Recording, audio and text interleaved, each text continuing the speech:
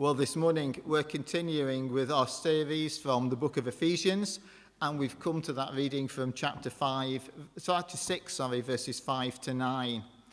It's only a few verses, but actually it addresses one of the most important topics in most of our lives, in that it's addressing a topic that really affects the bulk of our lives, dominates our lives, in fact, for many of us. And that is simply the issue of work. Now, clearly, the Apostle Paul wrote that passage, wrote the letter of the Ephesians to the churches in and around Ephesus during the first century. He wrote it into the Roman Empire. And consequently, a lot of the terminology he uses is addressing the circumstances and the situations in first century Roman Empire. And that is how he speaks in terms of slaves and masters. And it's important to say, Paul here is not endorsing the principle of slavery. All he is doing is he's writing to people in that situation and saying, in that situation, this is how to live. Just to give an idea of the scale of the issue in the Roman Empire, the estimates are that at that time, across the whole of the Roman Empire, there'd have been something like 60 million slaves. So that would translate that in a city like Ephesus, about half the population would be slaves. And slaves weren't just sort of domestic workers or manual labourers, as we tend to envisage slaves. No, they would be teachers, they would be physicians, they would be senior managers looking after things, responsible for things, but they were still slaves. They were legally the property of their masters. Now, by the first century, many of the excesses that we sort of learnt about when we did Romans at school, about how slaves were treated, much of the brutality, that had eroded, that had gone. Because after all, if you think about it, if somebody is invested in buying a slave, that slave is a valuable asset. So it was in their interest to look after them. Not only that, but the laws had changed. By the first century, slaves in the Roman Empire, they could earn their own money. They were enabled to buy property in their own name, and they could save up and eventually buy their own freedom. So there was something to be working for. There was something to be looking towards. What I hope we'll see as we look at this passage together, though, is that although Paul was writing into a very different situation, a very different set of circumstances, the principles that he sets out in relation to work still apply today. Think about the church at that time. Within the church, with half of the population in the area being slaves and half free people, there would have been in every congregation people who were slaves and people who were slave owners. We know for a fact that was the case in Colossae, because in Colossae we had Philemon, the book of Philemon, and he had his slave who ran away, Onesimus. And that sort of circumstance of a slave owner and a slave in the church would have been replicated in churches all across the region. What Paul does is that he sets out now 3 principles, which are important, because those slaves in the church, some of them would have been the first century equivalent of church wardens, or children's church teachers, or youth leaders. They had positions of responsibility in the church, and slaves and their masters were both in the church. And what we see in this passage is in relation to work, though, Paul sets out 3 principles. And the first one is simply this: workers do a good job. Basically, what he told them is, treat your bosses with respect and do your job well as much as you're able, Even when the boss isn't watching, do your job well.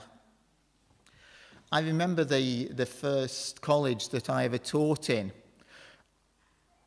There had been, before I started, and he retired just before I started, a lecturer who colleagues still spoke about, because this man used to teach in the classroom at the top of a narrow staircase. And the story we all heard was that of an afternoon, anybody going up that staircase and looking into his room would see a class full of students either sitting quietly working or sitting quietly chatting to one another, and this lecturer sat at the desk nodding off. His head was down, he was going to sleep, and that was a regular activity of an afternoon. And I always wondered, what would he have said if the principal had gone in at what's going on? So I looked up some possible explanations he could have given. One I came across was, oh no, this isn't time wasting. You could say, it's one of those power naps they told me about on that time management course you sent me on. Another suggestion I thought might have worked was sleeping. No, I was meditating on the mission plan and then contemplating a new paradigm. But my favourite was this one. Just to, if you're caught in that position ever, act startled, come back to life and say, oh, now you've put me off. I was concentrating on our biggest problem. I'd almost got the answer and now I've lost it. Now, what Paul is saying here is no excuses. As much as you're able, do your job well. Do it right. You've got a job, try to do it to your best. Of course, that's easier said than done. What if the organisation we work for really is run badly? What if it is difficult to do our job? Well, maybe at times when we get frustrated at that, maybe we've got to remember that, yeah, we think it could be run a lot better, but we don't have the pressures that managers have got, some of which we don't know. We don't know necessarily what they're juggling with. And maybe what we've got to do is, yeah, it's running badly, but let's concentrate on doing what we can do to the best of our ability. Now, might be times where it's actually would be helpful for us to say, look, this isn't right, but do it with respect. Do it using the appropriate channels. And do it in a way that is positive and helpful rather than destructive. What we're called upon, first and foremost, in the first century, if you're a slave and you've got little choice, you just concentrate on doing your job well. For those of us in a workplace, as much as we're able, let's do our job well. And if that's really difficult and we find that a real struggle, then that's when the second principle kicks in. Paul goes on to say, look, remember who it is that you are serving. In the work that you do, yes, you're working for your employer, but also remember that you are serving Christ. That is the big motivator. That should be what drives us. We are serving Christ. Now, it is naive to think that all employers are good. Some employers are bad. Some employees really do suffer ill treatment. They suffer unnecessary stresses. They suffer pressures. And you think, why would I want to help them? The answer is because work actually makes a positive contribution. It makes things better. So we do it well, and we do it because we are serving Christ. Verses 7 and 8 says, work with enthusiasm as though you were working for the Lord rather than for people. Remember that the Lord will reward each one of us for the good that we do. as Christian believers, in whatever job we do, in the work that we do, we can be working for Christ, provided that we do our job well, and provided that we are faithful in our profession of Christ as we do our work, as we do that job. Why is it important that we do our job well? Simply because people notice if we do our job well. One of the things that I often remember growing up in a moorland town was that going to the town post office was never a good experience. Sort of approaching, I suppose, my early teenage years, to go to the post office was never fun. Not only did you always in those days have to queue a lot, and you think, well, maybe I'm queuing because it's busy. No, it wasn't because it was particularly busy. You know, I just arrived after a big rush of people had come in. Not a bit of it. It was busy because the people who were serving at the counter were, quite frankly, so slow. They would literally, I remember standing there and waiting for the queue to go down and watching them. And somebody would go up and they'd have some sort of form to be filled in. And it would be greeted with a positive tut and a sigh. And then the person would lumber to their feet and go wandering off to find their glasses, as if they hadn't expected to have to look at any forms that day. And on the way back, they'd have a chat to a colleague and probably a moan about the customer. And then they'd sit down and they'd scrutinise every line with sighs and moaning. And when I eventually got to the front of the queue, I would be greeted with a, "What do you want?" And I'd say, "Well, 2 stamps, please," which would be replied, "You could have bought those from the machine outside." And I'd say rather timidly, "But the machine requires you to give change," which they did in those days. And I'd present them with, this ages me, a £1 note, to which the face would drop, and then he'd just snatch the note off me and almost throw back the change and the stamps. Believe me, going to the post office in the trading estate is a positive joy in comparison. Why do I say that? Because people notice and people remember how we do our jobs. And if we're Christian believers, part of our discipleship is to do our jobs well. Even if our boss doesn't notice, even if nobody in the company seems to care, those we deal with notice. We do our jobs well. We do our jobs well because we're serving Christ. And if we are then faithful in our profession of sharing Christ, then we can make a real difference. In our job, we're actually building the kingdom of God. We're introducing to people to just what a Christian believer is. And if I can give an example of that, I remember when Deborah and I bought our first house, it wanted lots and lots of work doing.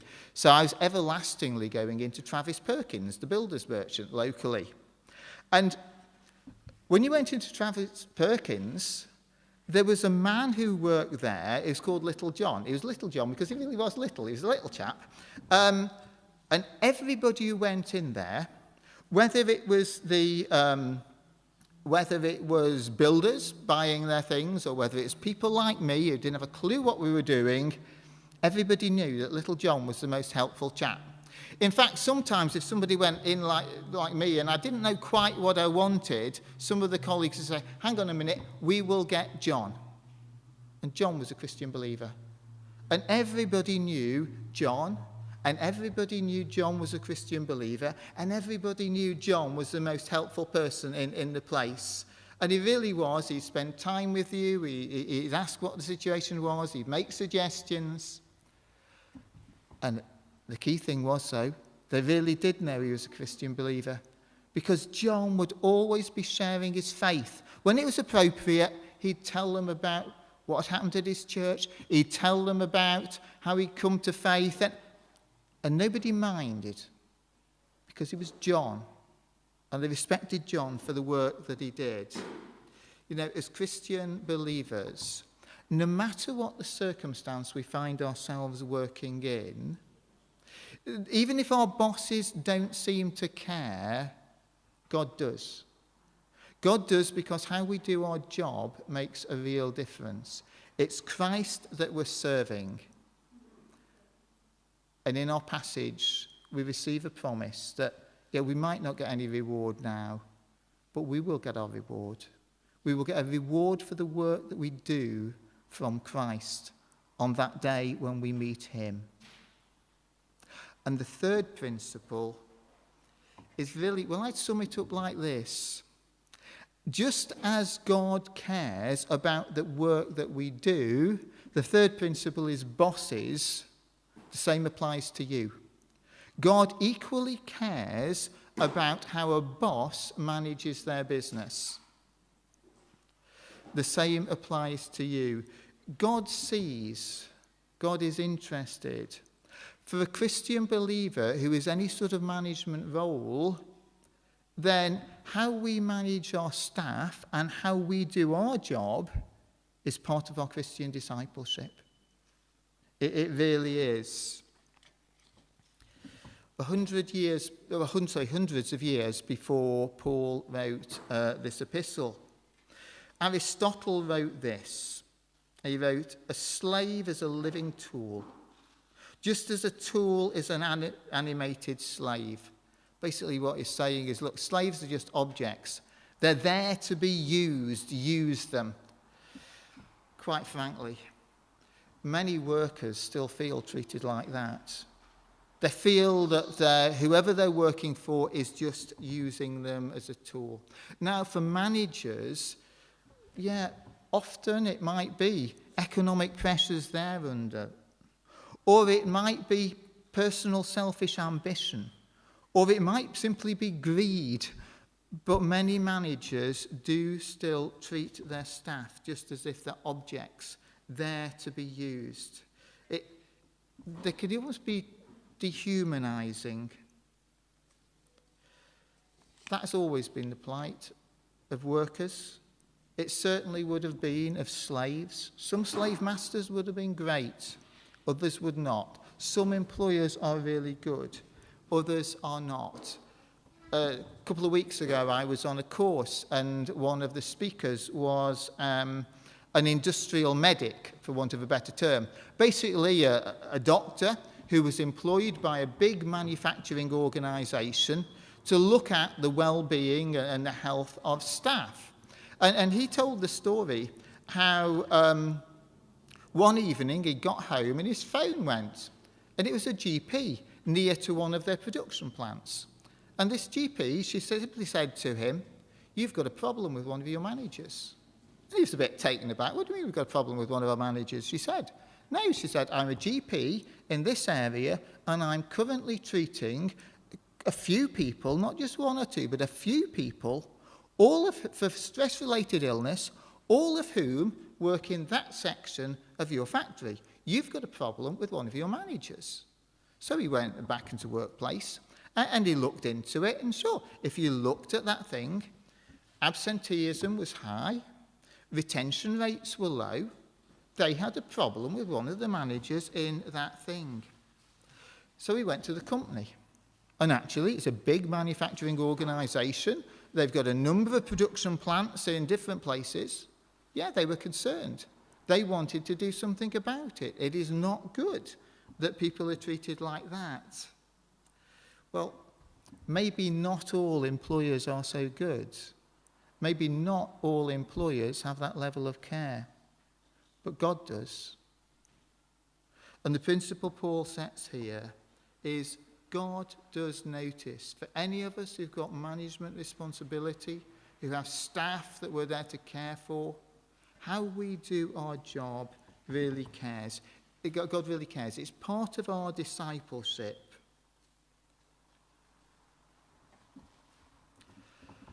Our driving force in all that we do is actually that work is essential. Work is what gets things done. Work is what creates the society in which we live in. It's important that we do it well. It's important that we do it as part of our discipleship because it pleases God. We're accountable to him. So no matter what structure we're involved in, let's keep our focus on whatever our role is. Let's do it well. Let's continue to do it well. Let's continue to profess Christ in what we do. And if we're not rewarded now, well, we're pleasing God, we're serving him, and one day we will receive that reward.